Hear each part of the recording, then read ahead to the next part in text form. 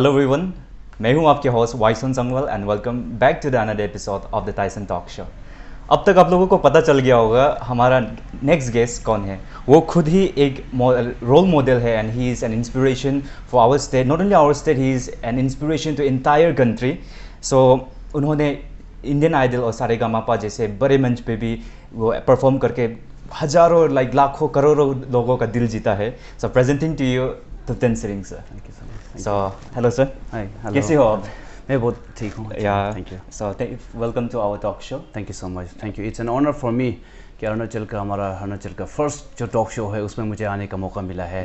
मैं जब स्टार्टिंग से मैं टाइसन टॉक शो का मैं एक बहुत बड़ा फ़ैन हूँ और मैं इनको जिस दिन देखा उसी दिन से मैंने सब्सक्राइब किया है और मैं काफ़ी इस पे मैं तरक्की देख रहा हूँ। Thank you so much for calling me once again. Thank you. We are so privileged. We are so honored to have you. Before we move any further, we would like to appreciate our costume designer Mili Indra Dango. So उसका details आप लोगों को description में दिया जाएगा। So आप लोगों को कुछ इस तरह सुंदर कपड़ा आप लोगों को चाहिए तो आप लोग डिटेल्स में जाइए एंड कांटेक्ट कर सकते हो उसको। सो पहले मैं आपको मैं चाहता हूँ आप खुद भी हमारे जो व्यूवर्स है उसको थोड़ा इंट्रोडक्शन दें। सबसे पहले आप सभी को, जितने लोग भी जो टाइसन टॉक शो का जो फ़ैन है और जो फॉलोअर्स है, जो सब्सक्राइबर है और जितना भी जो हमारा अरुणाचल का युवा जनता लोग है, सभी को मेरी ओर से प्यार भरा नमस्कार। आप लोगों को मेरा नाम तो इंट्रोड्यूस करा दिया है, तुप्तन सिरिंग। मैं तवांग से हूँ और आज यहाँ पे आके आप लोगों के समक्ष कुछ बातें बोलने का मौका जो मिला है तो मैं बहुत ही शुक्रगुजार हूँ। Thank you so much. आप बहुत हैंडसम दिख रहे हो। नहीं ऐसे तो नहीं क्योंकि this is the first time that I am meeting him. Yes. आपको जस्ट हम लाइक टेलीविजन में देखे थे, मम्मी पापा के साथ देखते हैं। They are a big fan आपको बहुत फॉलो करते हैं वो लोग। Thank you. सो एनीवे, आप पहले शुरू करते हैं क्वेश्चन आंसर। जी। ओके। सो पहले हम जानना चाहेंगे आपके स्कूलिंग लाइफ, आपका स्कूलिंग कहाँ से किया आपने और उसका एक्सपीरियंस कैसे रहा? जी, खैर मैं एक टू बी ऑनेस्ट मैं एक ऑर्फन कम एक डिजेबल स्कूल है हमारा तवांग में। उस स्कूल का नाम मैं रिवील करना चाहूँगा, मंजूश्री विद्यापीठ है, जो कि एक हमारा बौद्ध धर्म के जो एक लामा है वो रन करता है, फ्री ऑफ कॉस्ट है। तो वहीं से मैंने अपनी जर्नी शुरू किया, मेरा ज़िंदगी वहीं से शुरू की थी और वहाँ से स्कूलिंग की। फिर उसके बाद वहीं से उन लोगों ने मुझे कॉलेज में भी दिल्ली में भेजा गया है। तो आपने कॉलेज दिल्ली पे किया? जी, मैंने अपना कॉलेज दिल्ली यूनिवर्सिटी से किया। जी। तो आप आपका पढ़ाई एकेडमिक्स कितने तक रहे? मैंने ग्रेजुएशन तक किया है। Any further plan? खैर अब तो कोशिश कर रहा हूँ इस संगीत की दुनिया के अलावा भी मैं सेल्फ स्टडी करता हूँ, ताकि अगर ये ज़िंदगी भर तो अब मेरी आवाज़ मेरे साथ नहीं देगा, वो तो सबको पता है। और लाइफ बहुत कॉम्पिटिटिव हो गया है, तो ऐसा कुछ अगर गवर्नमेंट जॉब भी मिलता है तो सोच रहा हूँ करने का। जी। अब बहुत कुछ है मन में जो कि मतलब करना चाहता है, बस सब just a matter of time. Yes. So आप लोगों को, बहुत लोगों को लाइक आपको जानते हैं एक गाना गाते हुए, बट आप शायरी भी बहुत अच्छा मारते हैं। तो मैं चाहूँगा एक शायरी हो जाए before we move any further. बहुत बहुत शुक्रिया। नहीं, ऐसा कोई महान शायर तो नहीं हूँ मैं, बस वही है कि जो महान लोगों ने कहा है उस बातों को मैं दोहराता हूँ। एक है जो कि लाइन में आप लोगों के समक्ष में इस मौके को मैं गंवाना नहीं चाहूँगा और मैं सभी को, ये आप और मैं और हम सभी का मतलब एक ज़िंदगी से जुड़ी हुई है। थोड़ा लंबा है लेकिन मैं इजाज़त चाहूँगा आप सबसे। श्योर। कि बड़ी अजीब सी है ज़िंदगी, जो चाहा कभी पाया नहीं, जो पाया कभी सोचा नहीं, जो सोचा कभी मिला नहीं और जो मिला रास आया नहीं, जो खोया वो याद आता है पर जो पाया संभाला जाता नहीं। क्यों अजीब सी पहेली है ज़िंदगी, जिसे कोई सुलझा पाता नहीं। ज़िंदगी में कभी समझौता करना पड़े तो कोई बड़ी बात नहीं, क्योंकि झुकता वही है जिसमें जान होती है, अकर तो मुर्दे की पहचान होती है। ज़िंदगी जीने के दो तरीके होते हैं, पहला जो पसंद है उसे हासिल करना सीख लो और दूसरा जो हासिल है उसे पसंद करना सीख लो। ज़िंदगी जीना आसान नहीं होता, बिना संघर्ष के कोई महान नहीं होता। जब तक न पड़े हथौड़े की चोट, पत्थर भी भगवान नहीं होता। ज़िंदगी बहुत कुछ सिखाती है, कभी हंसाती है तो कभी रुलाती है, पर जो हर हाल में खुश रहती है ज़िंदगी उसके आगे सर झुकाती है। चेहरे की हंसी से हर गम चुराओ, बहुत कुछ बोलो पर कुछ ना छुपाओ, खुद ना रूठो, कभी सबको मनाओ, राह से ज़िंदगी बस जीते चले जाओ, जीते चले जाओ। Thank you so much. So इस कम शब्द में आपने बहुत कुछ कह दिया। बहुत बहुत शुक्रिया। ओके, सो आपका जो एक्सीडेंट था, अब जी। हम जानते हैं कि आप you were born normal kid, yes yes. But unfortunately जो हम लोग का जो तुप्तिन सर है, तो उसका एक्सीडेंट होके उसके जो 2 हाथ है उसने खो दिया। सो वो पल को आप जी, हमारे मैं audience को बता पाएंगे? ज़रूर ज़रूर। बहुत सारे लोगों ने सोशल मीडिया में या नेशनल टीवीज़ में देखे होंगे, लेकिन फिर भी आज जो आपका टाइसन टॉक शो में मैं इस मौका को मैं लेना चाहूँगा। आप सबकी तरह मेरा भी एक बहुत ही खुश नसीब, ऐसा नहीं है कि आप खुश नसीब नहीं हूँ, अभी भी मैं खुश नसीब हूँ। देखिए कि आपका टाइसन टॉक शो में मुझे आने का मौका मिला है, तो ये भी तो एक खुश नसीब वाला बात है। तो 1995 की बात है, मुझे बाद में पता चला कि वो एक ईयर जो 1995 का था, अब एग्जैक्ट डेट क्या था, दिन क्या था, वो तो मुझे बिल्कुल पता नहीं है। उस समय पे जब मम्मी पापा को पूछा तो 5 या 6 साल का रहा होगा मैं। तो हम बच्चे खेल रहे थे और बच्चे तो बदमाश होते हैं या कभी इधर उधर चले जाते हैं, तो शायद वहाँ पे कुछ वायर पड़ा हुआ था जो कि जिस पे लाइव था, तो उस पे जाके जाने अनजाने में मैंने छू दिया है। फिर वहाँ पे मैंने दोनों अपने हाथों को गंवाया है, एकदम पूरी तरह से जल चुका था। It was just like roasted chicken, एकदम पूरी तरह से बर्न हो चुका था। और मैं मर भी चुका था एकदम। ये मेरा जो लाइफ है वो एक सेकंड लाइफ में मानता हूँ, क्योंकि 11,000 वोल्टेज में और 6 साल का बच्चा जब करेंगे तो आप सोच के देखिए, जब घर का जो 200 वाट का जो होता है उस पर ही हम अगर कभी झटका खाते हैं तो बहुत ही मुश्किल होता है, और मैं 6 साल का और 11,000 वोल्टेज में मैंने करंट खाया है। लेकिन भगवान का कुछ और ही मंजूर था शायद, इसलिए आज मैं ज़िंदा हूँ, आप सबके समक्ष अपना हसीन चेहरा को लेकर आया हूँ। और लेकिन वही मुसीबत ज़िंदगी में बहुत आता है, और मम्मी पापा, घर वालों को, परिवार को बहुत ही दुख और तकलीफ़ दिया है, क्योंकि उस समय पे 1995 की बात है, जब बहुत ही हमारे जो फैमिली भी, अब भी मैं ये नहीं कहूँगा कि बहुत ही बैकवर्ड है, लेकिन इतना रिच भी नहीं हूँ, वी आर जस्ट स्टेबल। तो एक मिडिल फैमिली से मैं बिलोंग करता हूँ। तो उस समय की बात है जहाँ पे 500 रुपये भी बहुत ही महीने रखते थे। उस समय पे खर्चा, मेरा हाथ का जो ट्रीटमेंट करना, इसके बाद तवांग जैसे में उस समय पे मेडिकल फैसिलिटीज़ का बहुत ही कम फैसिलिटीज़ थे वहाँ पे। जहाँ क्या होता था कि मैं, याद है मुझे अभी भी थोड़ा बहुत, माँ ने मुझे बुक के अस्पताल लेके गया था, और फिर सब लोग यही सोच रहे थे कि अब मैं ज़िंदगी में कुछ नहीं कर पाऊँगा।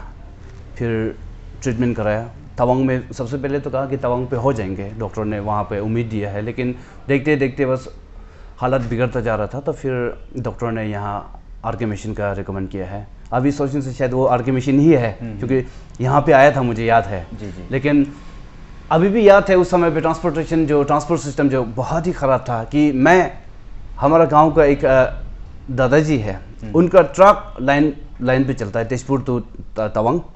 ट्रक जो ट्रक होता था उस समय पे, ये वो बड़ा वाला टीसी गाड़ी ये सब नहीं होता था। तो और एक स्टेट बस हुआ करता था, लेकिन क्या था कि स्टेट बस जब तवांग से यहाँ पे ईटानगर के लिए आएंगे तो वहाँ पे खाली हो जाता था, डेली वो सर्विस नहीं होता था। तो मैं ट्रक पे आया था, मुझे याद है अभी भी। ट्रक पे रात पर एकदम मेरा पूरी तरह से मतलब हालत ख़राब था। जितना जो जिस्म का जो खून है पूरा मतलब शायद ख़त्म हो चुका था, मतलब ये करंट की वजह से। तो फिर क्या हुआ कि वहाँ से मैं ट्रक में आया। ट्रक में 2 दिन लगा मुझे बलुपुंग तक पहुँचने में। फिर बलुपुंग से यहाँ तक मुझे कैसे आया मुझे खुद को भी ठीक से याद नहीं है, लेकिन यहाँ अस्पताल में आया। अस्पताल आने के बाद पहले तो डॉक्टर ने उम्मीद दिया, फिर यहाँ पे ट्रीटमेंट काफ़ी कराने की कोशिश की है, पर नहीं हो पाया। फिर मेरे पापा से डॉक्टर ने पूछा कि इनका तो हाथ काटना पड़ेगा, क्योंकि पूरी तरह से काटा हुआ नहीं था, जल चुका था। तो उसके बाद डॉक्टर ने कहा कि इनका हाथ काटना पड़ेगा, नहीं तो ऊपर की ओर फैलता हुआ जा रहा है। तो फिर पापा ने सोच के देखिए, एक बार इतना बड़ा दिल लेके उन्होंने ये डिसीजन लिया है, और उन्होंने कहा कि काट दो। फिर डॉक्टर ने काटा है। अभी भी याद है, पापा कहानी बताते हैं कि जब हाथ जो काटा था, तो काटने के बाद उसको बैंडेज में रोल करके रखा हुआ था। फिर मेरे पापा को पूछा कि इसको फेंक देना है कि दफनाना है। तो पापा ने फिर बहुत दुख लगा, पापा ने बोला कि इसको दफना दो। फिर पापा ने 50 रुपये दिया उनको। उस समय की बात है, 1995 की बात है। आपने खुद के हाथों को ना? हाँ, मैंने देखा है। फिर राइट हैंड को काटते हुए लेफ्ट हैंड को लेके, लेफ्ट हैंड भी मतलब पूरी तरह से जला हुआ था, फिर भी लेकर थोड़ा उम्मीद के साथ में तवांग आया था। मैं तवांग लेकर आ गया पापा ने। और फिर क्या था कि काफ़ी घर से अस्पताल तक जाने में काफ़ी दूर पड़ता था और उस समय पे अवेलेबल टैक्सी भी नहीं होता था, तो कई बार तो पैदल मैं और मेरे पापा हम दोनों अस्पताल में ड्रेसिंग के लिए काफ़ी बार गए हैं। फिर धीरे धीरे पापा को समझ आ गया तो पापा ने घर पे ही ड्रेसिंग करना शुरू कर दिया। दवाई हुआ, सब डॉक्टर और नर्स इन सभी से पता करके। फिर देखता हूँ समय बीतता जा रहा है, कुछ इम्प्रूवमेंट नहीं है। ये जो लेफ़्ट हैंड है, अब राइट हैंड तो डॉक्टर ने काट चुका था। फिर एक बार देखता हूँ तो गर्मी का सीज़न भी था, तो ये हाथ जो है यहाँ से ऊपर की ओर फैलता हुआ जा रहा था। तो पापा ने इतना अच्छा दिमाग लगाया। अब मेरे पापा एक एजुकेटेड नहीं है, वो शायद स्कूल का दरवाज़ा तक नहीं देखा है, फिर भी उन्होंने मुझे कहा कि इनका ये हाथ काटना पड़ेगा। फिर मेरे पापा ने ये जो मेरा लेफ़्ट हैंड है वो उन्होंने काटा है। अगर यदि हाँ, खुद आप सोच के देखिए, एक बेटा का एक पापा ने अपना हाथ मतलब काटना, अब कितना बड़ा दिल होता होगा। मैं उनको एक बहुत ही अब क्या कहूँ, शुक्रगुजार हूँ सच कहूँ तो, कि आज जो भी हूँ, जैसा भी हूँ, अगर यदि लेफ़्ट हैंड पापा ने नहीं काटता तो शायद कल को जाके वो मेरा शोल्डर से काटना पड़ता, या वो उसका जो जहर है वो फैलता हुआ ज़मीन पे ये बदन के अंदर चले जाते, इसके बाद शायद होना था। लेकिन पापा ने लेफ़्ट हैंड को काटा है। अब आपको पता ही नहीं चलेगा कि मेरा लेफ़्ट हैंड और राइट हैंड में से डॉक्टर ने कौन सा काटा और मेरे पापा ने कौन सा काटा। मतलब इतना एक्यूरेट काटा है उन्होंने, तो अब इतना ज़िंदा दिल है उनका भी। तो मैं इसलिए आज जो भी हूँ उन सब की बदौलत हूँ।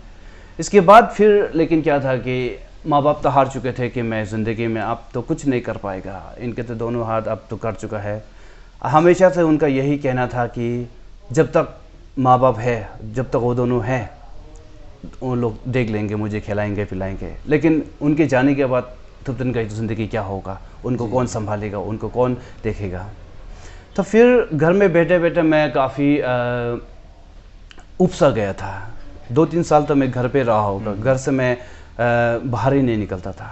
फिर धीरे धीरे करके अपने हाथों को मैंने अपने आप को यूज़ टू होने दिया। इसके बाद फिर क्या था कि मैं स्कूल तो जा नहीं पाता था। फिर हमारा घर में गाय 2-3 थे, तो मम्मी पापा को बोला कि वो जो गाय 2-3 है उनको मैं चराने ले जाऊंगा, कम से कम मेरा वक्त भी बीत जाएगा, तो ऐसे में बाहर का दुनिया भी देख पाएगा। फिर उन्होंने बेच दिया मुझे। फिर मैं काफ़ी साल तक जो हमारा जो 2-3 गाय है उसको जंगलों में लेते हुए फिर उनको चराते हुए ऐसे ही बैठता था।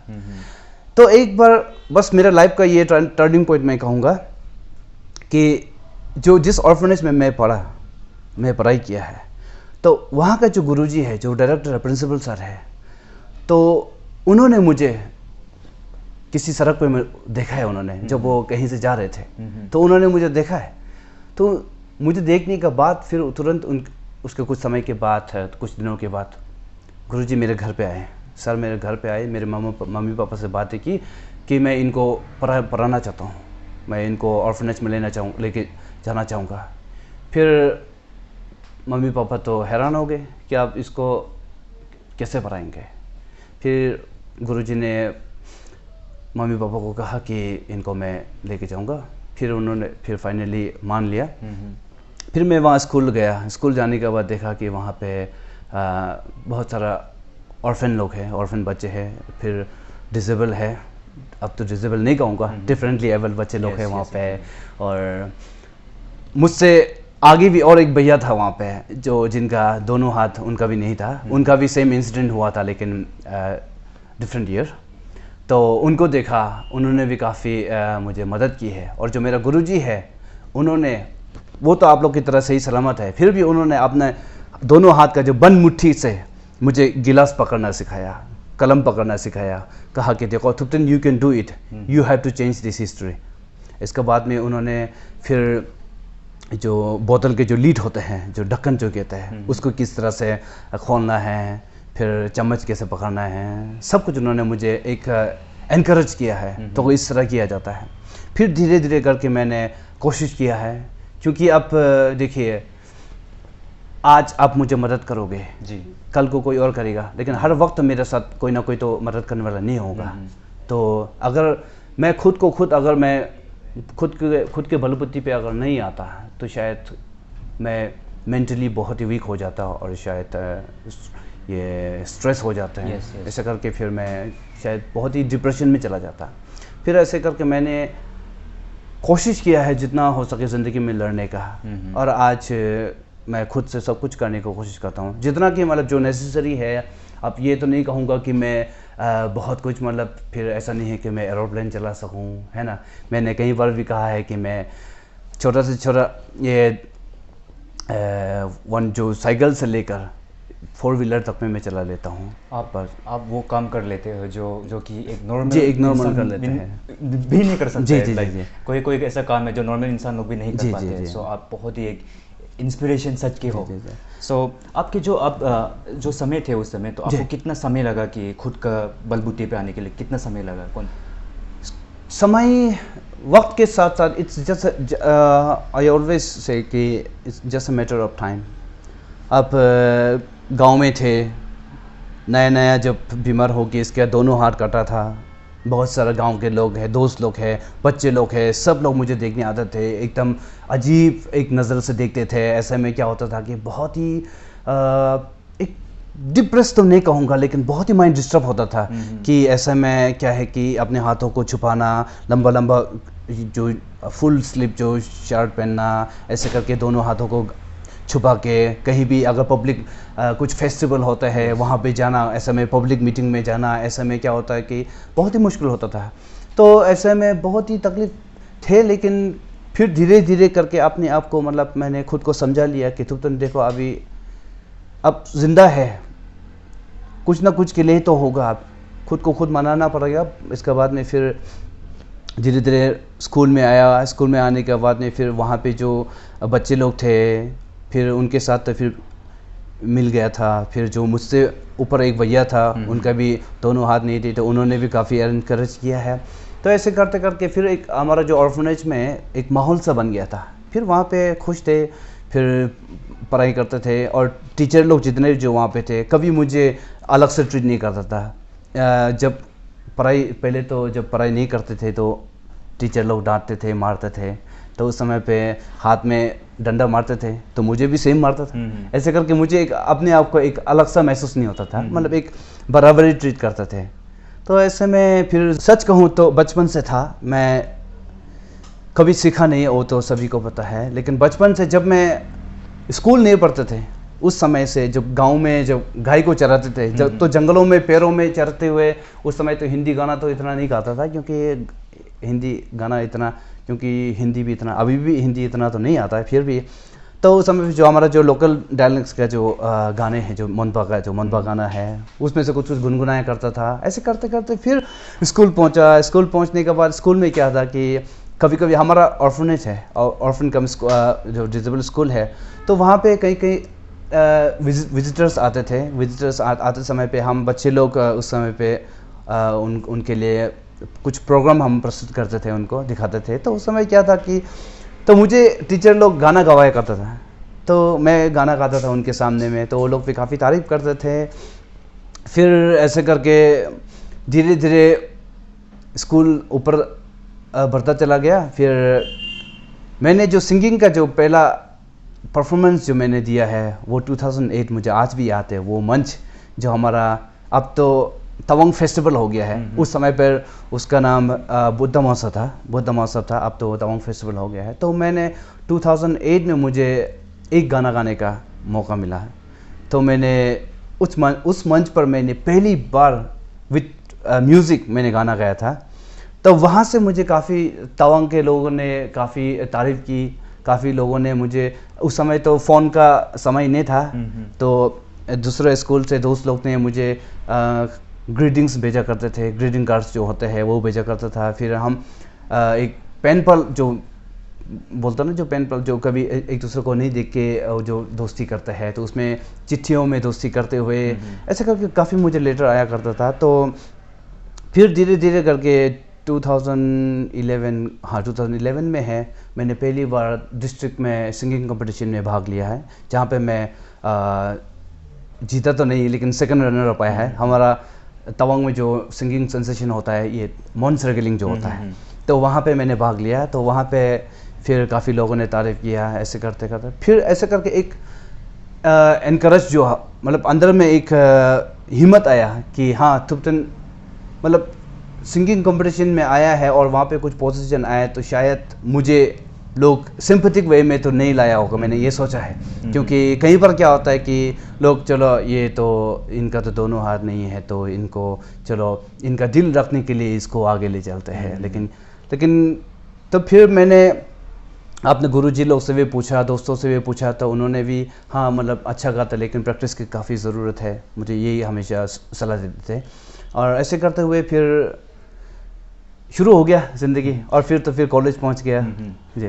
तो आपने कहा कि उस समय आप चिट्ठी लिखा करते थे, जी। तो उस समय क्या कोई लड़कियों का चिट्ठी भी आता था? नहीं, ऐसा देखिए, जाहिर सी बात है, अभी आप एक लड़का है तो आपको मोस्टली जो लड़की जो फ्रेंड्स होते हैं वो लोग आपको ज़्यादा सपोर्ट करेंगे, आपको लड़की लोग ज़्यादा आपको आपके बारे में ज़्यादा बातें करेंगे। तो ठीक उसी तरह से ये एक, अब क्या कहूँ इसको, एक मैं बुरा नहीं कहूँगा, एक नेचर है, ये ह्यूमन नेचर है। अभी हम लोग भी एक लड़का है तो हम लोग भी मोस्टली लड़की के बारे में ही बात करेंगे, उनके बारे में तारीफ़ करेंगे, है कि नहीं।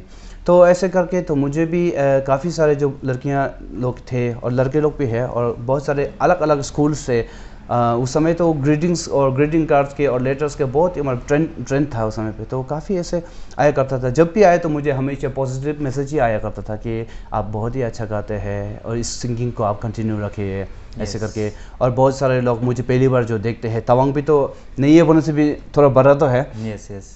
तो उस समय पे तो बहुत लोग ने मुझे पहली बार देखा है, माइक को पकड़ते हुए स्टेज के ऊपर देखा है, तो उसके बारे में भी लिखते थे कि आप बहुत ही हिम्मत वाला है, तो आपने बहुत ही अच्छी तरह से आप बहुत अच्छा गाना गाया, ऐसे करके ना मतलब बहुत ही पॉजिटिव मैसेज आते थे मुझे। ओके, आपके फेवरेट सिंगर कौन है? अब मैं झूठ नहीं कहूँगा, लेकिन ऐसा कोई फेवरेट सिंगर बोल के तो नहीं है, लेकिन मैं बस सभी सिंगर्स को अच्छा लगता है, to be honest.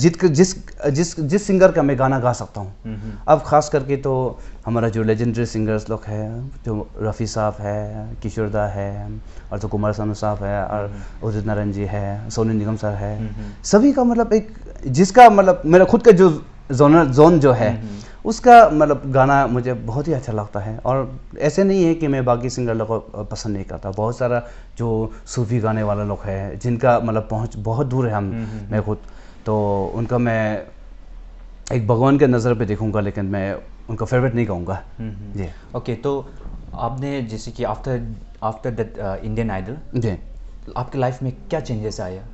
Ji, singing sensation जो मैं इंडियन आइडल के बारे में मैं कुछ जिक्र करना चाहूँगा। सबसे पहले तो कि जो टीवी पे हम जो देखते हैं उससे तो बहुत ही मेहनत करना पड़ता है। जो टीवी पे क्या होता है कि डायरेक्ट आप ऑडिशन जाते हैं तो जो मेन जजेस होते हैं उनके पास पहुंच जाते हैं। लेकिन मुझे याद है वो रात आज भी 2016 का अक्टूबर मंथ था जहाँ पे मैं ऑडिशन के लिए गया था। तो जब मैं दिल्ली से ऑडिशन दी थी मैंने, क्योंकि उस समय पे मैं वहीं पे था, तो जब मैं वहाँ गया तो देखा कि ऑडिशन के लिए अब कल सुबह 8 बजे से रजिस्ट्रेशन शुरू होगा, लेकिन आज रात का 8 बजे से मैं लाइन पे खड़ा रहा वहाँ पे। जब लाइन पे खड़ा रहा तो देयर वर मोर देन 10,000 जो पार्टिसिपेंट जो वहाँ पे थे जी, तो ऑडिशन देने के लिए आए थे वहाँ पे। तो उन सब के बीच मैं ही एक अलग सा था, एक तो ऐसा हैंडीकैप और एक चेहरा ऐसा था जी, और वहाँ पे दिल्ली जैसा मैं, तो एक मंगोलियन लुक्स में कहूँगा, तो एक ऐसा मैं। तो जब लाइन पे खड़े थे तो क्या होता था कि वही लाइन पे ही मैं अपना जो एक शॉल लेके गया था, उस शॉल को ही मैं ये रास्ता पे बिछाया वही लाइन पे, और रात को वहीं पे सोया। अगर यदि वहीं पे लाइन पे नहीं रहता तो वो लाइन किसी और का हो जाता, तो वो जगह कोई और ले जाता, फिर हमें रेसिस्ट जो कहता है और जो डिस्क्रिमिनेट करते हैं ऐसे करके। और हम लोग के सामने जब हम जैसे लोग खड़े होते हैं तो क्या होता है कि बहुत सारे लोग क्या होता है कि अरे आप भी हिंदी गाना गाएगा, आप भी ऑडिशन के लिए आए हैं। और बहुत सारे जो ट्रेन सिंगर लोग होते हैं वहाँ पे गिटार लेके हम लोग के सामने पूरा ज़ोर ज़ोर से एकदम जो क्लासिकल का जो आलाप है, तान है, सब लेते हुए वहाँ पे गाते हैं। तो क्या होता है कि एक डिमोरलाइज हो जाता है। तो मैंने सोचा लेकिन नहीं, अब तुमने जंग को छेड़ दिया है, तुम्हें ही ख़त्म करना पड़ेगा। वहाँ पे चाहे जैसा भी हो, जो भी हो, वहाँ तक पहुँच गया हो। और बहुत सारे लोग थे वहाँ पे जो जिनके साथ में घुल मिल चुका था। तो बहुत सारे लोग तो दिल हार के, अरे ये लोग तो इतना अच्छा गा रहे हैं, अब मैं तो फिर बिल्कुल नहीं गा पाऊंगा, क्योंकि बहुत सारे लोग छोड़ के चले भी जाते थे वहाँ से। लेकिन मैं बैठा रहा वहाँ पे। सुबह हो गया रात का, हाँ सुबह हो गया, 8 बजे रजिस्ट्रेशन का शायद गेट खोलेंगे वो, कि मैं वेट कर रहा था, नहीं 11 बज चुका है। 11 बजे में फिर गेट खोला वहाँ पे। फिर वहाँ पे फॉर्मेलिटीज़ जो जितना भी जो था वो किया।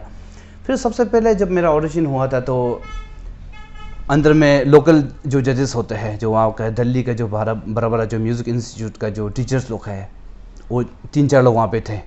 तो उनके सामने हम 11-12 लोगों को एक साथ खड़ा कर दिया। फिर उसके बाद वहाँ पे लाइन करके एक एक करके गाना गाने दिया। तो सबसे पहले मुझे फर्स्ट राउंड में 3 गाना गाने दिया। फिर वो 3 गाना गाया। उसके बाद फिर नेक्स्ट रिज़ल्ट के लिए वेट किया। फिर रिज़ल्ट वेट करने के बाद क्या था कि फिर उसमें मैं सेलेक्ट हो चुका था। तो सेलेक्ट हो गया तो फिर सेकंड राउंड के लिए, फिर सेकंड राउंड में भी सेम हुआ। फिर थर्ड राउंड में फिर 4 गाना गाने दिया। इसके बाद यदि ये राउंड आपने क्लियर कर लिया तो इसके बाद ही आपको जाके वहाँ पे मेन जो जजेस होते हैं उनके सामने परफॉर्म करने का मौका मिलेगा। ये सब तो टीवी में नहीं दिखाते, जो लोकल जजेस लोग जो जज करते हैं वो सब तो नहीं दिखाता है। तो इसमें क्या था कि मतलब एक जर्नी बहुत ही तकलीफ है, जितना कि मतलब लोग देखते हैं कि वहाँ पे स्टेज के ऊपर में मेन जज के सामने में आके गाते हैं।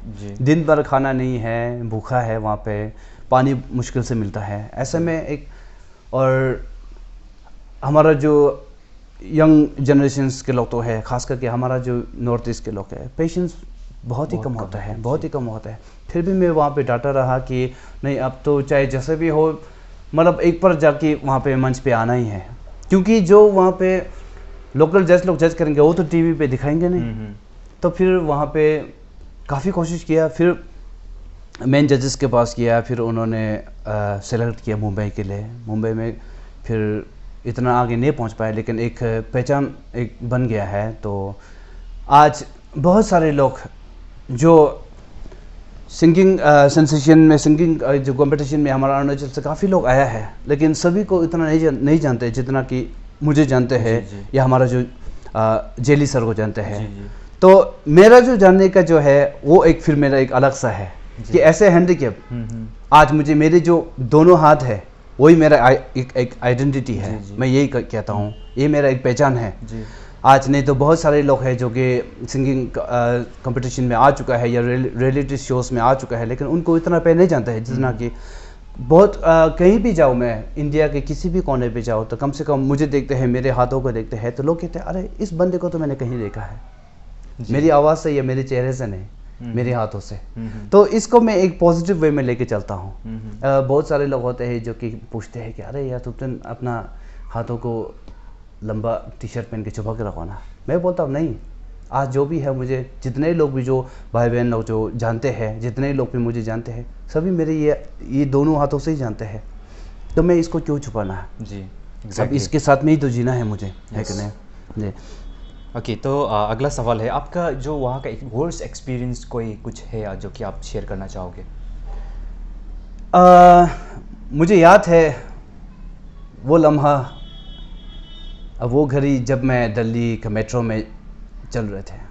मैं अपने हाथों में ये ऐसे फ़ोन पकड़ते हुए, मैं ऐसे करके, सीट तो नहीं था जी, मेट्रो में तो आपको पता है दिल्ली की जो कि मेरे वीडियो ले रहे थे। काफ़ी चिरा हुआ था मैं भी। तो मैंने उनसे पूछा, तो उन्होंने बहुत ही ख़राब से मुझे जवाब दिया है। तो मैं भी मुझे बहुत बुरा लगा। फिर मैंने भी उनको मतलब गाली किया। तो जो मेट्रो में जो बाकी लोग थे उन्होंने भी मेरा सपोर्ट दिया है, फिर उनको अगले स्टेशन में निकाल दिया है। तो ऐसा मतलब ज़िंदगी में बहुत कुछ हम लोग सहन करना पड़ता है, ऐसे हैंडीकैप क्योंकि एक तो क्या है कि अब अभी भी चलता है, अभी भी होता है ज़िंदगी में। क्योंकि अब देखिए मैं पार्क में कभी वॉक में जाता हूँ या कभी मार्केट में जाता हूँ, तो लोग जब तक मैं पार नहीं हो जाता हूँ तब तक मुझे घूर के देखते हैं लोग। तो मतलब एक जो मेरा जो चेयर ऑफ माइंड जो है, जो माइंड जो खिला हुआ है, जो जितना मैं खुद को हिम्मत से चलता हूँ, उस सब में क्या होता है कि एक डिस्टर्ब सा होता है। लेकिन क्या है कि अब उनको भी मैं दोषी नहीं ठहराना चाहूँगा, क्योंकि वो लोग भी पहली बार किसी को ऐसा देखता है तो उन लोगों को भी ऑफकोर्स इंसान का जो ह्यूमन डिज़ायर है कि नहीं। तो अब जैसे कि मैं कुछ कर रहा हूँ, मैं अपना फ़ोन यूज़ कर रहा हूँ, तो कोई ना कोई तो देखेगा मुझे कि अरे ये देखो, कोई अच्छा से देखेगा, कोई कहेंगे कि अरे इनका दोनों हाथ नहीं है फिर भी ये अपना ज़िंदगी जी रहा है, खुशी से जी रहा है, ये देखिए अपना मोबाइल चालू कर रहा है, एकदम कपड़ा अच्छा से पहन के चल रहा है, ऐसे सोचेंगे। लेकिन बहुत सारे लोग होता है कि ये देखो ना, मतलब कैसे चल रहा है, पूरा तमाशा कर दिया है। बहुत सारे लोग ऐसे होता है, जो कोई तो मतलब बहुत सारे लोग दिल्ली में देखा है, मैं जब भी चलता हूँ तो एकदम आंटी लोग में ज़रा होता है कि कान पकड़ के हाय राम क्या ऐसा कुछ चलता है। लेकिन कभी कभी दुख भी लगता है, लेकिन कभी कभी हंसी भी लगता है कि मैं, क्योंकि उनको पता नहीं है कि मैं अपना ज़िंदगी कितना खुशी से जी रहा हूँ, है कि नहीं। अब वो लोग सोचते होंगे कि यार, बहुत सारे लोग ऐसे सवाल करते हैं कि रोटी कैसे खाते हो। तो मैं भी उनको इन सरकास्टिक वे में उनको जवाब देता हूँ, अरे भैया रोटी के लिए हाथ की ज़रूरत नहीं, मुंह काफ़ी होता है, तो मुंह से खा लेता हूँ। तो ऐसे करके मैं एक सरकास्टिक वे में ऐसे करके मैं फिर अपना बस जर्नी शुरू कर देता हूँ।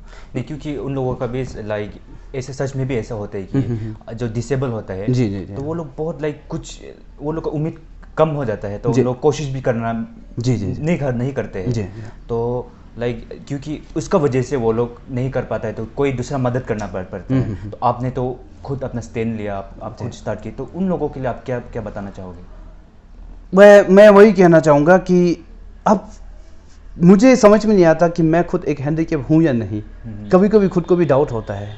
कहीं पर क्या होता है कि हम देखते हैं कि मुझसे जो बदतर लोग भी होते हैं, बहुत ही सारा तकलीफ होता है, जिनका दोनों पैर नहीं होते हैं, जिनका दोनों हाथ नहीं होते हैं, बहुत सारे लोग ऐसे लोग होते हैं। उनको देखता हूँ तो मैं अपने आप को एक बहुत ही एक खुश नसीब समझता हूँ। मेरा खुद का ही एक दोस्त है, तवांग में ही है, अब तो उनका जॉब भी लग गया है वैसे। तो उनका तो दोनों हाथ ये शोल्डर से नहीं है, तो वो मेरा बचपन से हम लोग एक साथ ही पढ़ा है। तो जिस ऑर्फनेज में मैं पढ़ा ना, तो जब मैं आया तो उस समय पे एक भैया थे वहाँ पे, मेरे बाद और 2 लोग आए हैं। तो एक का फिर जो मेरा जैसे ही हाथ था, और जो दोस्त है मेरा, उनका तो दोनों हाथ शोल्डर से ही नहीं है। तब उनको देखता हूँ तो मैं अपने आप को बहुत नसीब वाला महसूस करता हूँ। लेकिन वो भी कम नहीं है किसी से, क्योंकि वो भी सब कुछ काम अपने पैरों से करता है। नहाना धोना से लेकर, कपड़ा पहनना से लेकर, खाना बनाना से लेकर, खाना खाना से लेकर, एग्ज़ाम में जितना उसको आप लोग को या हम सभी को जो 3 घंटे मिलते हैं, उतना ही समय उसको भी मिलता है 3 घंटा। तो उसी 3 घंटे में वो भी उसी स्पीड पे लिख के एग्ज़ाम ख़त्म करते हैं। अब मेरा भी ऐसा ही है कि हम लोग को वैसे तो कहता है कि इनको जो हैंडीकैप होते हैं उन लोगों को एक्स्ट्रा समय मिलते हैं, लेकिन आज तक मैंने एक्स्ट्रा समय नहीं लिया है। तो या तो एग्ज़ाम में लिखने नहीं जाना होगा, या तो मतलब उसका स्पीड के बराबर में लिखा होगा। लेकिन जितना हो सके मैं मतलब खुद का उसी स्पीड पे लिखने की कोशिश किया है। तो वही है कि जो हैंडीकैप जो कहता है, तो उन लोग से मैं, आप लोग से मैं यही कहना चाहूँगा कि देखिए, जो मेंटली जो स्ट्रॉन्ग नहीं होता है, वही एक्चुअली एक बहुत ही एक हैंडीकैप है, सच कहूँ तो। क्योंकि अब देखिए, ये जो शरीर है, ये मैं भगवान पे बिलीव करता हूँ, ये सारा तो ऊपर वाले का है। अब उसमें से कुछ अंक लेके चला गया तो कोई बात नहीं। आप जिंदा है, मतलब आपको कुछ मकसद के लिए रखा होगा, है कि नहीं। आपको कुछ दुनिया को प्रूव करने के लिए कि हाँ, मतलब आप भी किसी से कम नहीं है। अब मैं भी ये सोच के बैठूं कि मेरा दोनों हाथ नहीं है और मैं कुछ नहीं कर पाता ज़िंदगी में, अगर ऐसे सोचता तो आप डिप्रेशन का शिकार होकर ही मर जाते हैं। और बहुत सारे लोग हैं जो सिर्फ हैंडीकैप लोग ही नहीं, बहुत सारे लोग हैं जो कि अब आजकल के जो यंग जनरेशन्स के जो आज की जो पीढ़ी के लोग हैं, बहुत ही लोग जो ड्रग्स के शिकार हो जाते हैं। इसके बाद में बहुत सारे लोग मम्मी पापा के फटकार से, या जो लव फेलियर होता है तो लोग सुसाइड कर लेते हैं, या कुछ काम नहीं हो पाया तो एकदम से चिढ़ सा जाते हैं। ऑफकोर्स डिप्रेशन मतलब दुख लगता है, फेल होता है तो मतलब एक फेल हो जाने से क्या होता है कि आप हार जाते हैं ऐसा। लेकिन एक फेलियर से एक मतलब कुछ सीख के ले जाना ही मतलब मैं मानता हूँ। ऐसा नहीं है कि मैं भी अगर कुछ काम करता हूँ तो आप लोग से कम आप लोग से मतलब थोड़ा समय ज़्यादा लेता है, लेकिन कर लेता हूँ, ऐसा है। तो जितने लोग भी जो है यंग जनरेशन्स के लोग से मैं यही कहना चाहूँगा, आप अपना भैया बोलो या भाई थुप्तिन से, कि आज का जो टाइसन टॉक शो से जो मुझे मौका मिला है, तो मैं यही कहना चाहूँगा कि आप लोग देखिए, life is one time offer, एक ज़िंदगी एक वन टाइम ऑफ़र है। ये जो वक्त है it's just a matter of time. ये जो हम फेल हो जाते हैं या कुछ ज़िंदगी से हार जाते हैं, ये कुछ समय के लिए है। आप मेहनत करते जाइए तो ज़िंदगी में कभी ये जो आपका जो मेहनत किया है वो मतलब कभी लॉस नहीं होगा, मैं यही मानता हूँ। अब जैसे कि हर कोई गवर्नमेंट जॉब के लिए ही सोच के गवर्नमेंट को दोषी ठहराते हैं, या बहुत सारे लोग सिस्टम को दोषी ठहराते हैं, लेकिन अब जॉब कितना लोगों को मिलेगा आप बताइए। अब बहुत लोग मुझे भी पूछते हैं कि थुप्तिन आप तो एक हैंडीकैप है, तो आपको तो सरकार से एकदम आप एग्ज़ाम नहीं देने से भी आपको जॉब मिल जाएगा, तो आप जॉब क्यों नहीं करता है? आपको तो जॉब का वैसे ज़रूरत क्या है, आप तो बहुत ही पैसा कमाता होगा। जी। लेकिन एक जूता पहनने वाला को ही पता चलता है कि उसके पाँव में कांटा कहाँ पे चुभता है। बहुत लोग सोचते हैं कि मैं बहुत ही पैसा वाला हूँ, बहुत ही पैसा कमाते हैं, लेकिन ये सब बहुत ही सही नहीं है।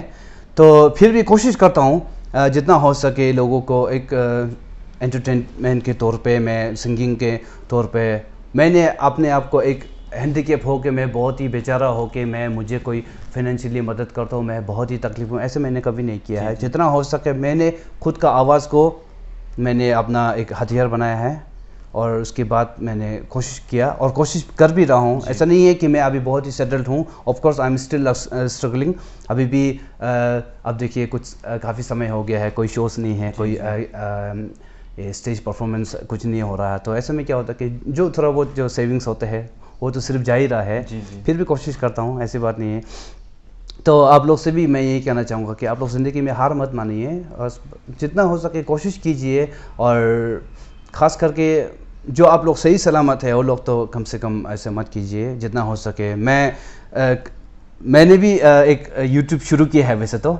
मैं आप लोग के इस प्लेटफॉर्म से मैं कहना चाहूँगा, एक थुप्तिन द सोलो परफॉर्मर एक मैंने चैनल खोला हुआ है। मतलब बहुत पहले से मैंने एक ऐसे यूट्यूब खोल के रखा हुआ था, लेकिन उसमें एक्टिव नहीं था। तो मेरे दोस्त लोग ने कहा कि आप एक यूट्यूब शुरू करो, तो उसका भी तो मैंने शुरू किया है, जहाँ पे मैं कहीं पे मैं पहाड़ चढ़ रहा हूँ, तो कभी कहीं पे खेती कर रहा हूँ मैं, तो कभी साइकिलिंग कर रहा हूँ। तो ये सब का मैंने वीडियोस वहाँ पे डाला हुआ है, ताकि लोग देखें कि मैं डे टू डे लाइफ में मैं क्या करता हूँ। तो ताकि उससे क्या है कि बहुत सारे बच्चे लोग हैं जो कि हार के बैठा हुआ है या ऐसे ही बैठा हुआ है, तो वो लोग कम से कम उस सब तो उनको एक हिम्मत आए, एक करेज आए। इसके बाद में वो लोग सोचे कि अरे थुप्तिन भैया का तो दोनों हाथ नहीं है, फिर भी वो ऐसे कोशिश कर रहे हैं, तो अरे हम लोग तो सही सलामत है, तो हम लोग ऐसा कोशिश क्यों नहीं कर रहा है, मतलब ऐसे सोचे। तो इन्हें वेरी पॉजिटिव वे मैंने वीडियो बनाने की कोशिश किया है, तो और मैं कोशिश कर भी रहा हूँ। तो आपके इस चैनल से मैं यही कहना चाहूँगा कि जितने लोग भी मुझे देख रहे हैं, तो आप लोग अगर कभी थुप्तिन द सोलो परफॉर्मर का अगर चैनल अगर आप लोगों को देखे तो ज़रूर सब्सक्राइब कीजिएगा, मैं यही कहना चाहूँगा। मैं जो भी जितने भी व्यूवर्स हैं, मैं रिक्वेस्ट करता हूँ आप लोग प्लीज़ आप लोग जाइए डिस्क्रिप्शन पे, मैं रिक्वेस्ट करूँगा आपके लिंक को डालने के लिए। तो आप वो जो द थुप्तिन द सोलो परफॉर्मर है उसको सब्सक्राइब करें, शेयर करें, और आप उनको फॉलो करें। Thank you so much. Okay, आपके लिए अगला सवाल है जी, what is the biggest risk that you have ever taken? जिंदगी, अब देखिए टू बी ऑनेस्ट, एक सिंगिंग करियर को लेके जाना भी एक one of the biggest risk है, खास करके अभी के समय पे हम लोग के लिए, हमारा जो नॉर्थ ईस्टर्न के लिए, और बॉलीवुड के साथ में कंपेयर करना एक बहुत ही मुश्किल होता है। क्योंकि क्या है कि हम लोग का मेरा जो सिंगिंग करियर है, ये अरुणाचल का ही, विद इन अरुणाचल का अंदर ही रहने वाला है। जी। क्योंकि बॉलीवुड में मैंने कई बार कोशिश किया है, जो डायरेक्टर है वहाँ पे जिनके साथ में कई बार पहचान हुआ है, उनका फ़ोन नंबर भी है, उन लोग से भी मैंने रिक्वेस्ट किया है कि सर कि मैडम मेरा ऐसे ऐसे है, मुझे एक ऐसे मौका दीजिए। मैंने कोशिश किया है, ऐसी बात नहीं है कि मैंने कोशिश किया है, पर उन्होंने हमेशा से ना ही कहा है जी। तो ऐसे करके, लेकिन मेरा एक ऐसे हैंडीकैप, एक पहचान होने की वजह से, और एक गाना गाने का तो उसकी वजह से इंडिया के कोने कोने पे कहीं पर मैं प्रोग्राम करने गया है, लद्दाख से लेकर ये आपका बेंगलोर से लेकर उड़ीसा, गुजरात, महाराष्ट्र, पुणे, हर जगह, गोवा में भी बहुत जगह में मैंने मतलब कनाडा तो किया। हाँ, मैं अमेरिका में सच कहूँ तो जो हमारे अमेरिका और कनाडा में मैं गया और स्विट्ज़रलैंड गया है, तो वहाँ पे क्या है कि हमारे तवांग के लोग हैं वहाँ पे, मोनपा लोग हैं और बहुत सारे टिबेटन्स लोग हैं वहाँ पे।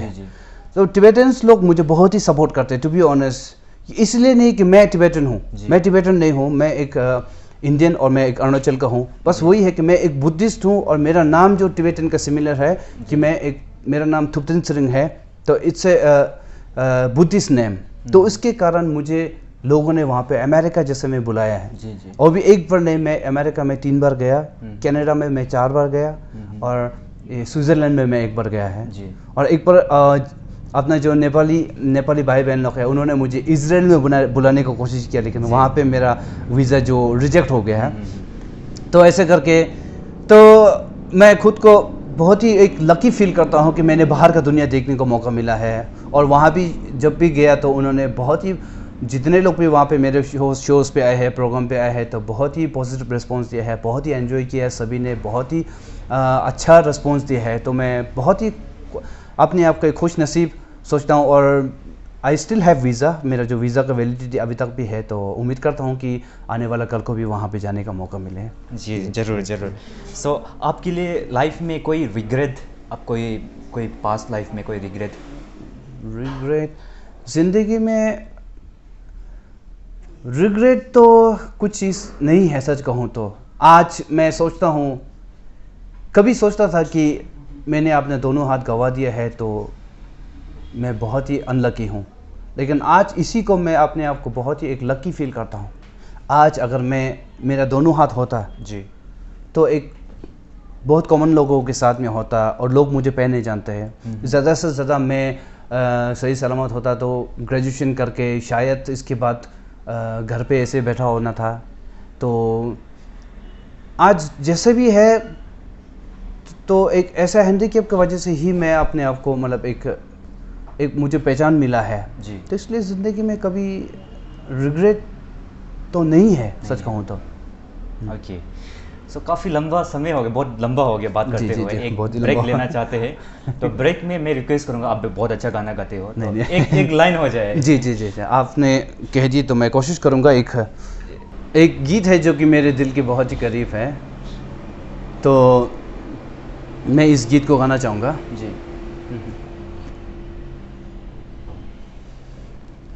एक पुराना सा गीत है जी।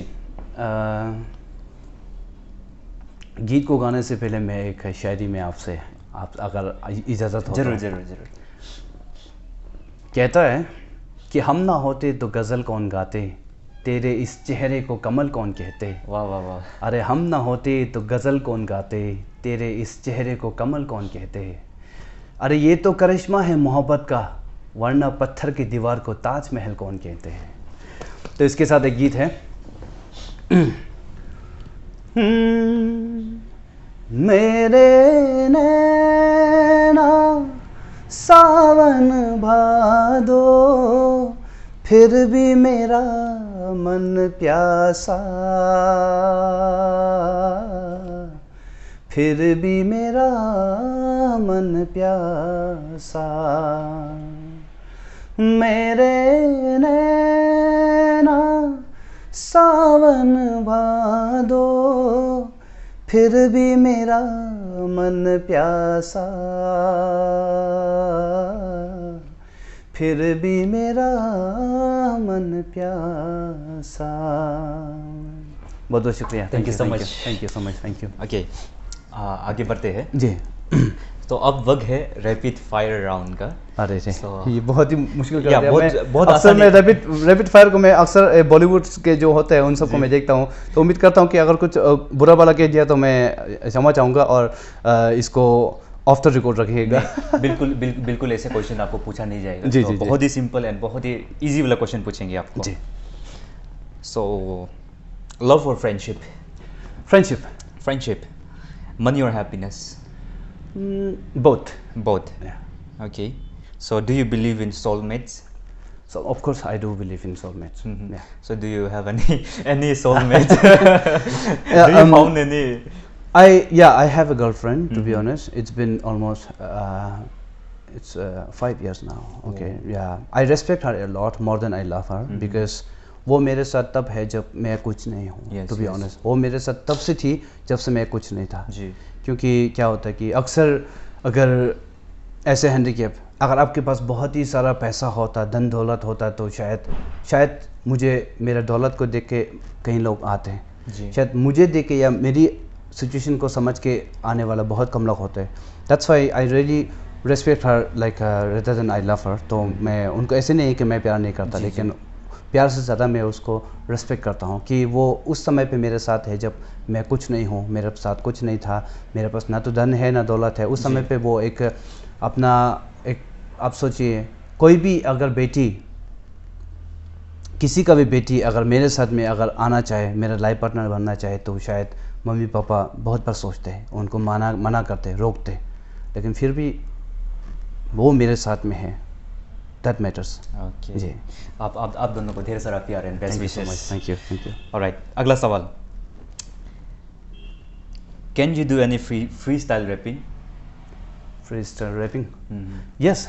मेरा एक बहुत ही पहले एक गोविंदा का है शायद एक मैं इसको ऑफ कोर्स इससे कॉपी बोलना पड़ेगा, लेकिन मैं खुद से मेरा प्रेजेंस ऑफ माइंड इतना नहीं चलता है. एक है जो कि बहुत पहले का है. मेरी बातें सुनकर देखो हंसना नहीं, इस झूठा मन कह कर हंसना नहीं, मैं सब सच कहता हूँ आपकी कसम, मैंने पिया नहीं विस्की बियर या रम, माधुरी दीक्षित मिले रास्ते में, खाए जाने हमने सस्ते में, उसने कहा तेरे साथ शादी रह जाऊँ, घर तेरे आगे में पराठे पकाऊँ, माधुरी को बोला मैंने ना बाबा ना, चाचा जी को बोला मैंने ना बाबा ना, चाहे दहेज में दे मुझे सोने की कार या आके दे दे मुझे हीरो का हर, पर शादी के लिए मैं तो कच्चा हूँ, अभी 100 साल का छोटा बच्चा हूँ, मेरे डैडी की टूटी हड्डी जब खेले वो कबड्डी, मैंने तारा सिंह को भी अपना चेला बनाया समथिंग. आपको सोचा नहीं था आप रैप भी मार लेते हो. नहीं कहा, ये मतलब बचपन में ऐसे ही दोस्तों के साथ में ऐसे करके. जी. Have you ever cheated someone? मैंने आज तक चीटिंग तो किसी को नहीं किया है, टू बी ऑनेस्ट. मैं खुद ज़रूर धोखा खाया है, ऐसी बात नहीं है. लेकिन मैंने किसी को चीट नहीं किया है. तो आप अगला सवाल, आप have you ever cheated, been cheated? या मतलब चीटेड इन द सेंस अब इट्स लॉन्ग डिस्टेंस कहूँ तो ऐसे करके, तो प्यार में धोखा अक्सर लोग खाते हैं. जी. सो या उसके रिगार्डिंग एक सवाल है आपके लिए. जी. तो आप जब शोज़ करते हो तो शोज़ करके काफ़ी आर्टिस्ट लोग का कभी प्रॉब्लम आता है कि गाना गवा लेता है, इसका बाद पैसा नहीं देता है. तो ऐसा कुछ आपके साथ हुआ? ऐसा टू बी ऑनेस्ट मेरे साथ तो आज तक ऐसा नहीं हुआ है. लेकिन एक पर महाराष्ट्र का, मुंबई का एक कॉर्पोरेट शोज़ का मेरा, उसमें उन लोग ने थोड़ा पेमेंट करने में डिले कर रहा था. क्योंकि उनका एक कॉर्पोरेट शोज़ है. मुझे एक्चुअली अंडरस्टैंड करना चाहिए था, लेकिन मैंने नहीं किया. उनको बार बार मैंने फ़ोन करके मैंने तंग किया है, क्योंकि मुझे लगा कि वो लोग मुझे फ्रॉड कर रहे हैं. क्योंकि मैं वहाँ पे गया, प्रोग्राम किया है, इसके बाद मुझे वहाँ से खाली हाथ भेजा. जी. मुझे 1 रुपये नहीं भेजा. तो फिर मैं अपना घर आ गया. इसके बाद भी फिर उन्होंने मुझे कुछ मेरा पेमेंट जो उन्होंने काफ़ी डिले कर रहे थे, तो मैंने उस समय पे उनको मैंने फ़ोन किया था. वो that was my first and last. उसके बाद तो अपना अरुणाचल में तो सच कहूँ तो बाकी लोग के साथ तो पता नहीं, लेकिन बाकी लोगों के साथ काफ़ी ऐसा इंसिडेंट होता भी है, लगता है मैंने सोशल मीडिया में देखा है. तो लेकिन मेरे साथ में आज तक जितना किया है तो सभी ने अच्छा से ही दिया है. या अगर थोड़ा डिले हो भी जाता है तो वो लोग मुझे फ़ोन करके, पर्सनली फ़ोन करके पूछते हैं कि ऐसा प्रॉब्लम है तो इसका वजह से नहीं हो रहा है. बाकी तो सही होता है. जी. तो ये जो आप शो है, टॉक शो है, आपका सारा इंटरेक्शन ख़त्म होने ही वाला है. जी. तो इससे पहले आप जो व्यूवर्स है उसको क्या मैसेज देना चाहोगे? तो व्यूवर्स जितने भी हमें जो देख रहे हैं, तो हम दोनों की जो बातें हैं, जो सर ने मुझे पूछा है, उसमें कुछ मैंने कुछ उटपटांग सा जवाब दिया है, तो मैं आप लोग से मैं क्षमा चाहूँगा. और मैं जितना हो सके मैंने, क्योंकि यहाँ पे कोई एडिट नहीं हो रहा है, कि पूरा जितना भी है पूरा डायरेक्टर यहाँ पे क्वेश्चन पूछा जा रहा है, तो बहुत सारा शायद मैंने ऐसा कुछ भी कह दिया हो जो कि मैंने मुझे नहीं कहना चाहिए, लेकिन मैंने कह दिया है। तो अगर बुरा लगा तो मैं आप लोग से अपना भाई समझ के या भैया समझ के मुझे माफ़ कर दीजिएगा। और बहुत ही अच्छा लगा, और जितने लोग भी जो मुझे देख रहे हैं, फिर से एक बार मैं यही कहना चाहूँगा कि आप लोग हमेशा पॉजिटिव रहिए ज़िंदगी में आगे। सिर्फ गवर्नमेंट जॉब ही नहीं, लेकिन आप बहुत कुछ कर सकते हैं जब तक आप सही सलामत है, आपके अंदर में जो एनर्जी है, तो आप बहुत कुछ कर सकते हैं। आप मुझे अपना एक मैं ये नहीं कहूँगा कि मुझे एक एग्जांपल लेके चलो, ऐसा नहीं है, लेकिन आप खुद ही सबसे बड़ा डर है आपका। You yourself is the biggest fear बोलता ना, वही है। तो उस फियर को आप हटाने की कोशिश कीजिएगा। ज़िंदगी में फेल होता है, बहुत कुछ तकलीफ़ होता है, ज़िंदगी में बहुत कुछ खो देता है, लेकिन ज़रूरी नहीं कि लेकिन इसके बाद ज़िंदगी ख़त्म होगा। Of course it may be difficult, but it's not impossible. Thank you so much, आपका साथ बात करके बहुत बहुत अच्छा लगा। शुक्रिया। आपको बेस्ट विशेष, ऐसे ही आप आगे बढ़िए, हमें Thank you so हमें much. Inspire Thank you. करते रहिए। Thank you so much. So एक छोटा सा आपके लिए एक टोकन ऑफ लव है हमारे यहाँ टाइसन टॉक शो से। Thank you so much. Thank ये यू आपको देना चाहता हूँ। अरे thank you so much. Thank you so much. Thank you so much for joining us and Thank you. Inspiring अस। ऐसे ही Thank आप you so आगे much. बढ़ते रहिए, बहुत हमें बहुत इंस्पायर कीजिए। सो आज का ये जो एपिसोड है यहीं पे ख़त्म होता है। So thank you so much guys for watching this episode. ऐसे ही आप लोग प्यार करते रहना, सपोर्ट करते रहना। मिलते हैं अगले एपिसोड पे। जय हिंद, लव यू ऑल।